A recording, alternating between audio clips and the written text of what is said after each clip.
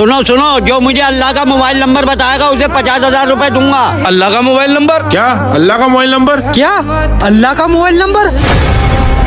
अरे ये क्या बकवास कर रहे हो तुम?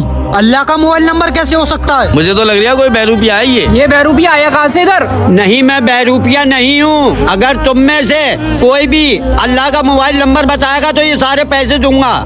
मैं बताऊंगी अल्लाह का नंबर, लेकिन मेरी एक शर्त है। कैसी शर्त? मैं अल्लाह का नंबर बताऊं, सब अल्लाह से बात करेंगे। हाँ ठीक है करेंगे। लिखो 4, 12, 8, 7 और 17। अरे इस पे तो कॉल ही नहीं लग रही है। तुम समझे नहीं, फजर में 4 रकातें, जोहर में 12, असर में 8, मगरिब में 7 और इशा में 17 रकात। मेरे बेटा, अगर तुम 5 टाइम की नमाज पढ़ोगे तो अल्लाह के करीब हो जाओगे और अल्लाह से बातें भी कर पाओगे। चचा हम समझ गए, आज से हम 5 टाइम की नमाज पढ़ेंगे। अल्लाह ताला हमें नमाज पढ़ने की तौफीक अता फरमाए।